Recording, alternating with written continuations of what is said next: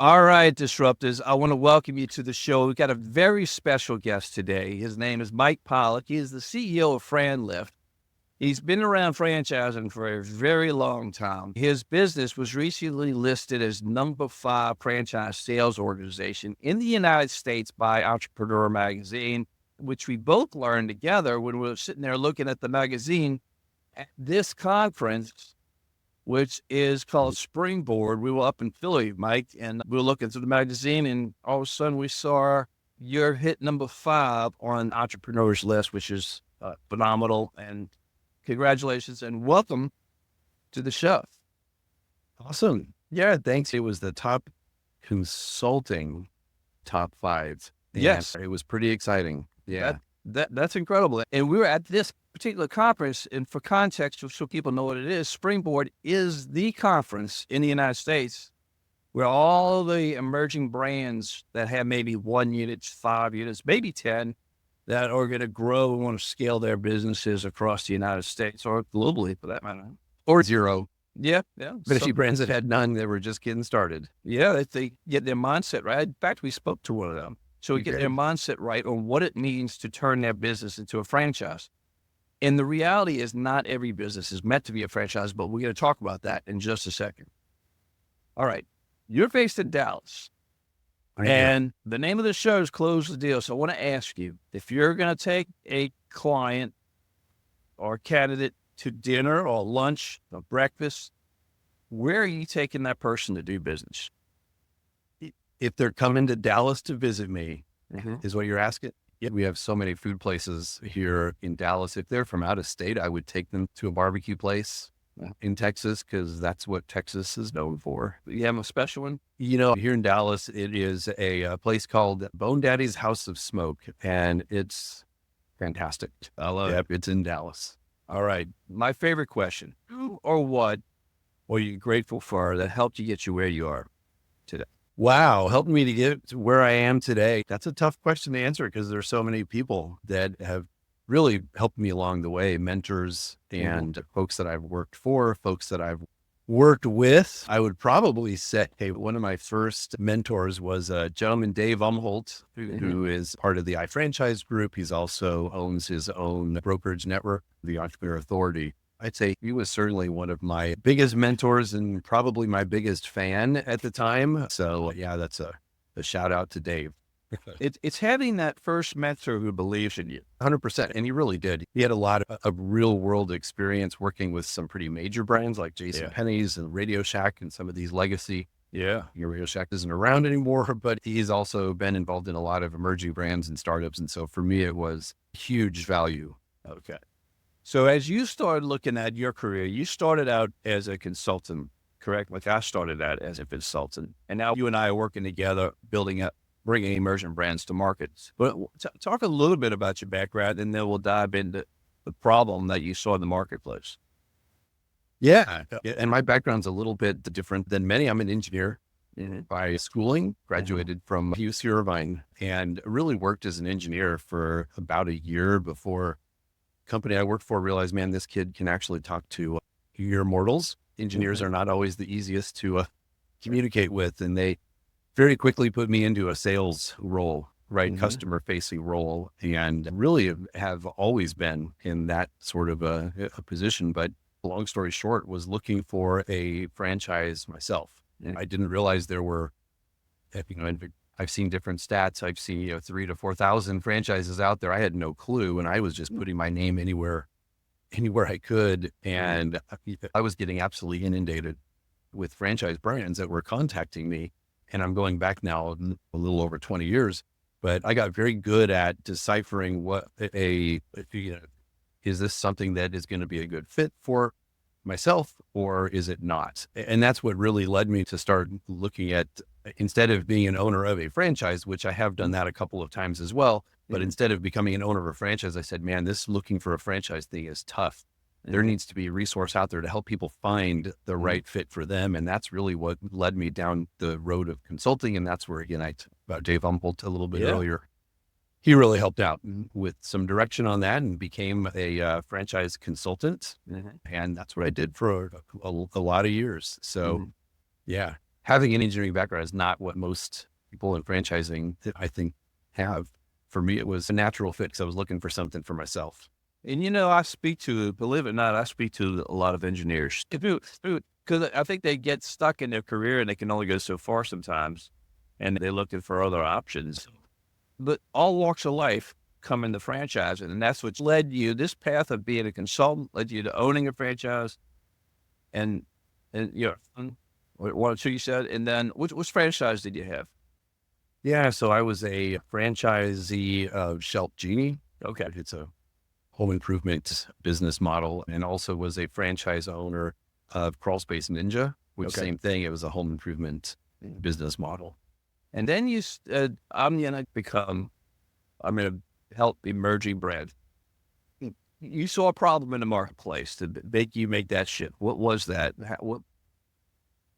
Yeah, so here's what I noticed out there in the marketplace. There was a lot of franchise companies that, well, let me back up. There were a number of businesses that went through all of the motions to become a franchise that never should have become a franchise. And that's really what I noticed is a lot of these consulting companies, they're very eager and very quick to take your money and tell you how great you're going to do as a franchise, only to find out after you've spent all this money and you start looking for franchise owners that you realize, maybe my business isn't quite so franchisable.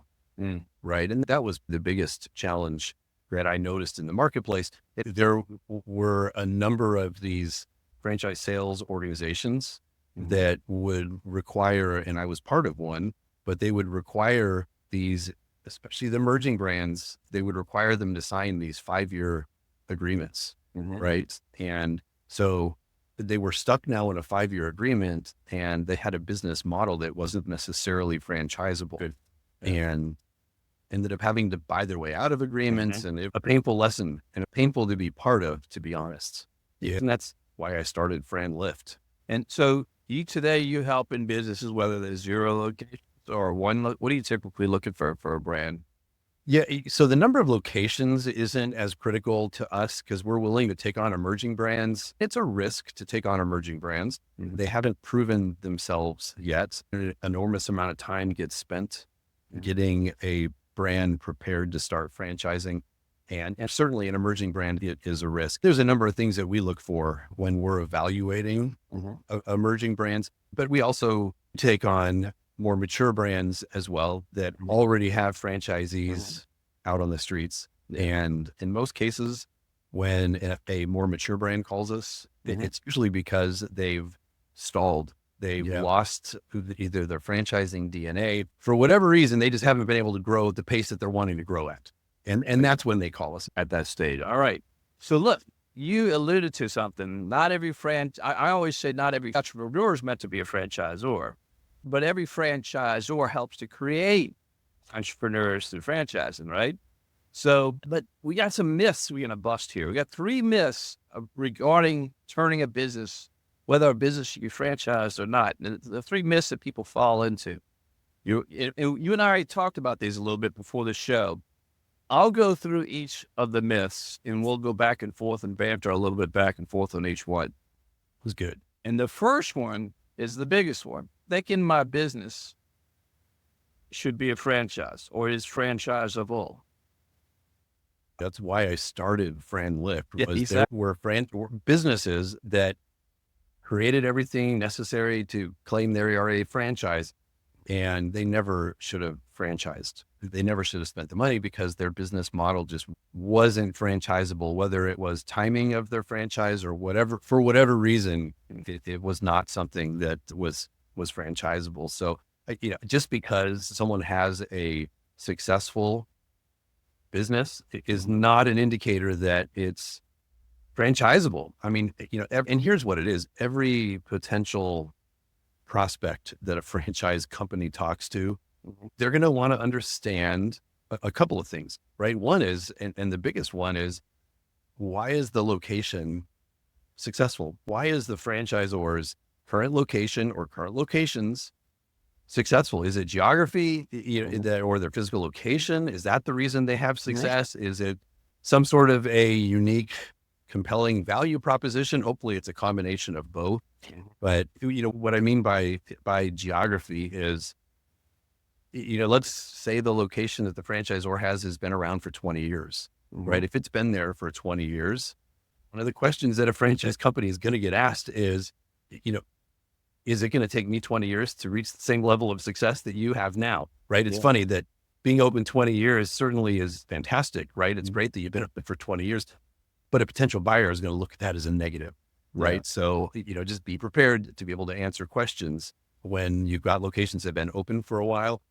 Same thing with dense populations. Is your location successful? What about brands that don't have a location, like a home service franchise? Sure. Yeah. I mean, if it's a home service franchise, then you really need to look at more of the geography of where your customers are coming from, right? So you need to really understand who is it that buys my product or buys my service. If it's a physical location, how far are they willing to travel, come to my location? If it is a territory-based business that may be van-based, then the question is, how many people, how many homes, whatever the demographics are, do I need in my territory to be a viable market? So it may not be viable. And it may not be viable. So a few things, right? Factors I see. Is it a simple model? Is it duplicatable, right? Will that model work? Will it work somewhere else? Those are the sort of things. And is there something unique about, and this is what I want to talk about. And I got a couple examples I'm going to share with you. Is it unique in what they offer, the value proposition, the service that they offer? What separates them? What is their story? Do they have a story behind it? So I'll share. I'm going to, okay, I'd like to share three brands you and I are working on. And I'm going to save the one you and I are working on for last. Pure Green. They're a juice concept. And they have acai bowls and smoothies and so forth. But what separates them from everybody else, all the other juice brands out there, is they cold press their juices like some of the other brands. But they use a process called HPP, which is a high water pressure process. And they put the juice in the cylinder and they put it under extreme pressure and they reduce the bacteria levels. What it does for the consumer is this. It gives a shelf life, goes from 3 days to over 60 days. That's a huge game changer for the consumer because they know they're getting a product that's super safe. That's what HPP does. It makes the product extremely safe.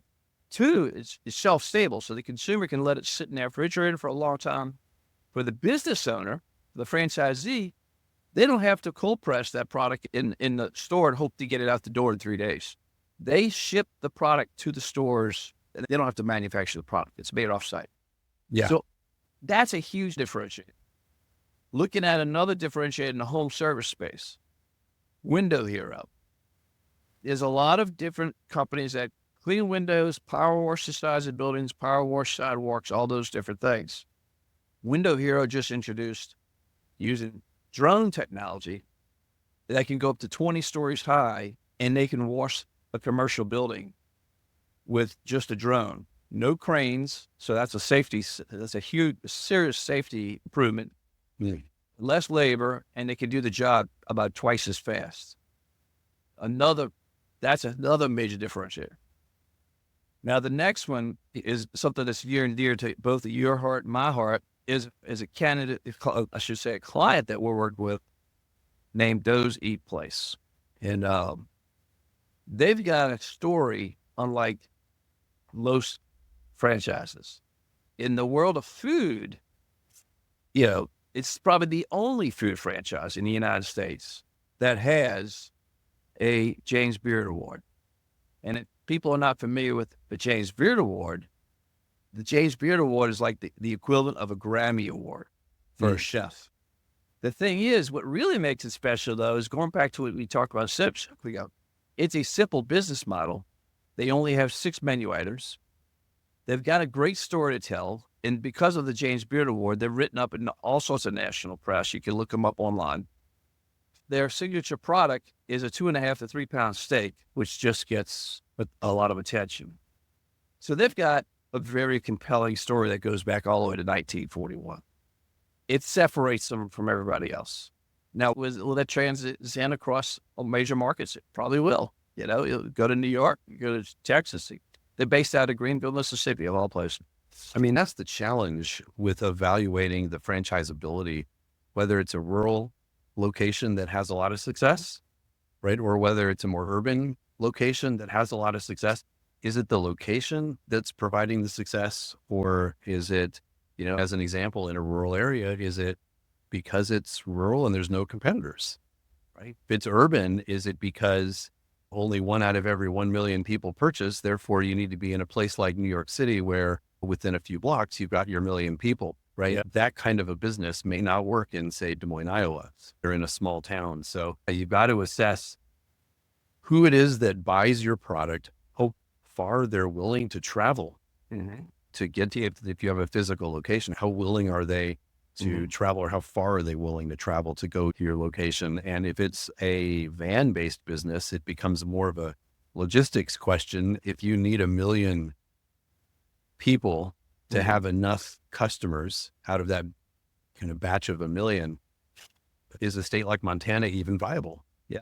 Right. That's right. It's such a large geography, you just wouldn't be able to service. So understanding very clearly who your customers are, I would say, is probably going to be the number one item that a franchise, if you're considering franchising, that's the first thing you want to be able to articulate is, who are my customers?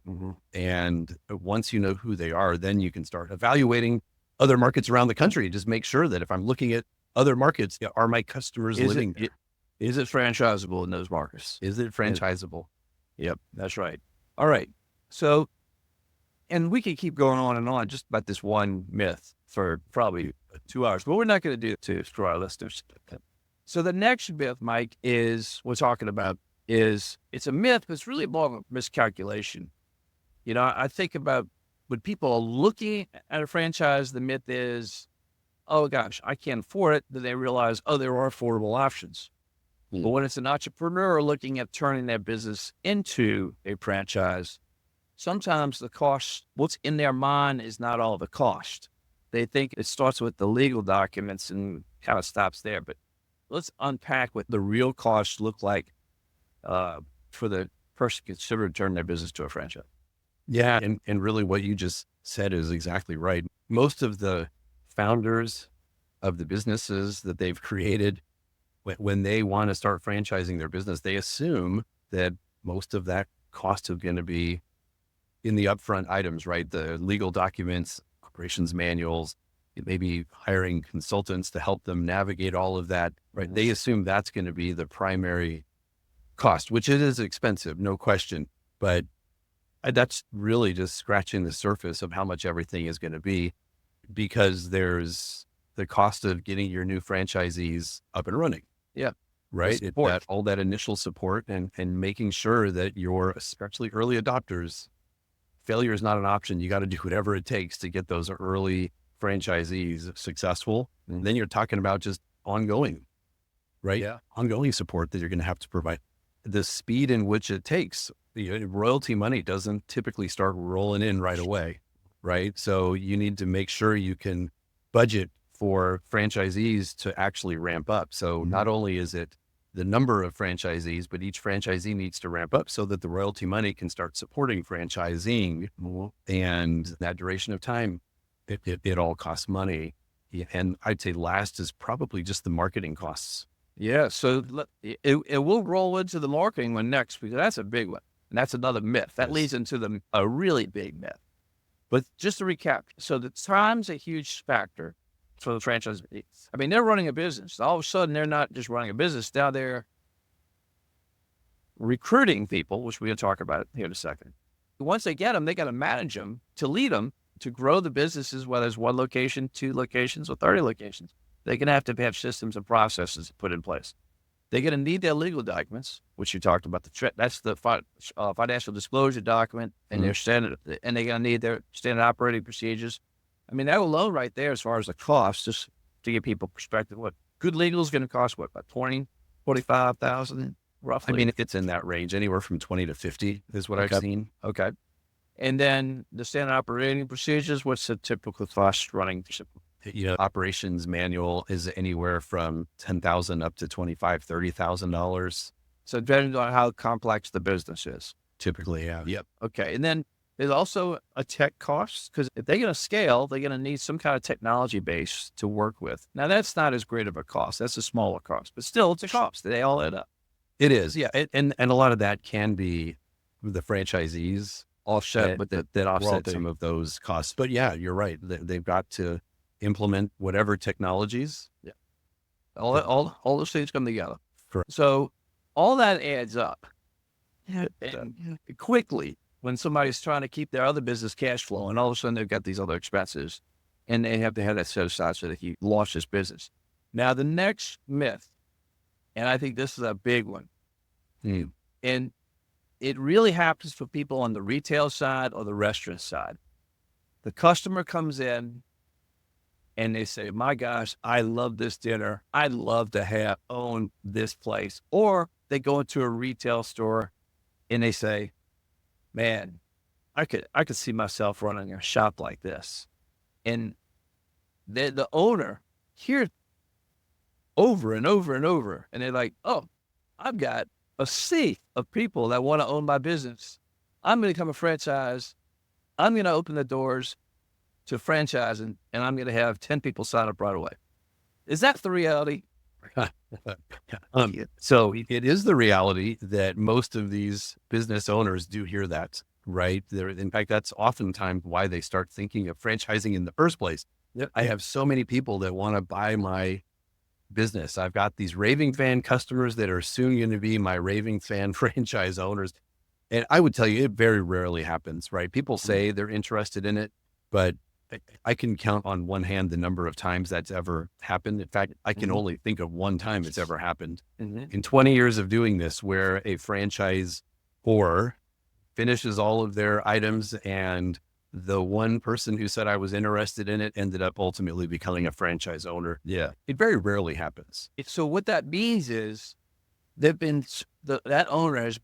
entrepreneur has been marketing their business to get business in the door, to get those customers in the door. But now, as a franchise they've got a whole nother set of marketing to do. That's to go find potential franchisees for their business. What's involved in that? That can get expensive pretty quick too. It does. And I would say every business owner that I've ever talked with or worked with, they've always underestimated what the total cost is going to be to acquire a new franchise owner.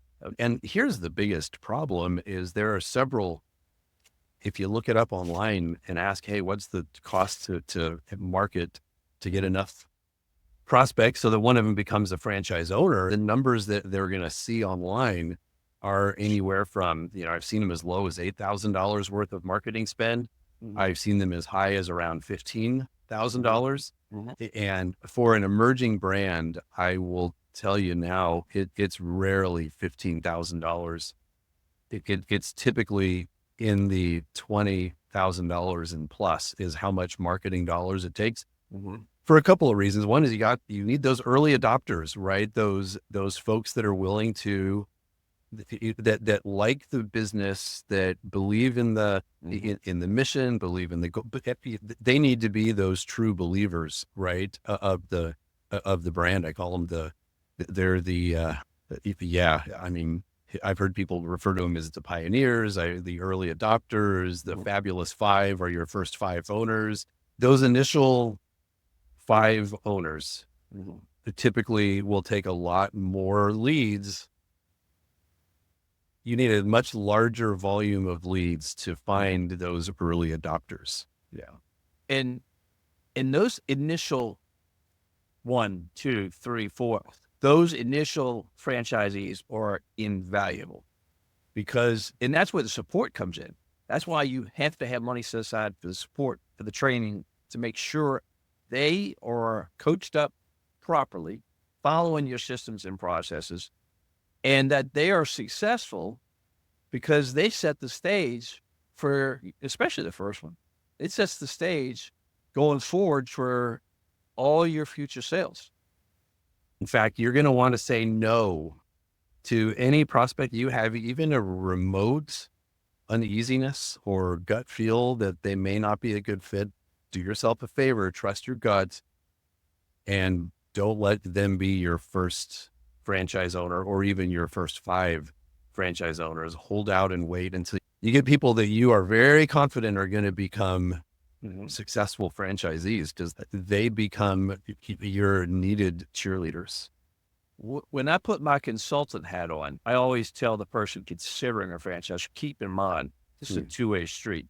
You're looking to invest in them, but that franchisor is also going to be vetting you. They're going to make sure you're a great fit for their culture.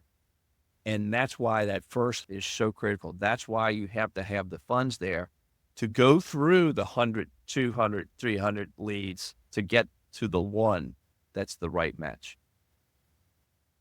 And they're going to want to make sure that you've got a solid process in place that helps vet. In fact, I even call it a disqualification process, right? Where they're already disqualified right from the get-go.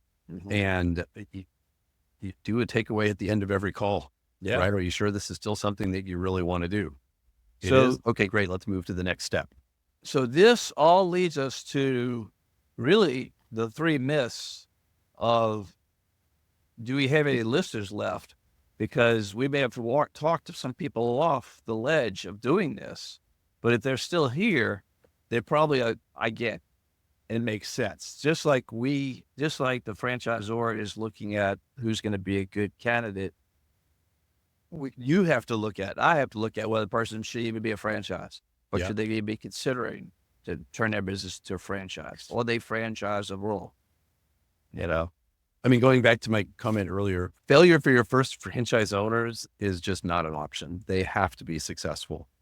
It can stifle your franchise growth. In some cases, it can stifle it for years if you bring on a franchisee who doesn't do well, because then they become not a great validator, and any new person coming down the pike all get talked out of it because of your first franchisee that you made a mistake on. So do yourself a favor. Don't make a mistake on that first one. Be more conservative on your selection process. And so somebody's considering turning their business into a franchise. Everything we just talked about is why your business exists. And why we're together is to find those right people. Now, the question is, does that person who's an entrepreneur, is that person ready to become a franchisor? We may have talked to you, if you're that person listening to this, we may have talked you out of doing this. And that's okay. That doesn't mean you got a thriving business. Or you might say, you know what, I'm that person. I'm ready to go from entrepreneur to franchisor.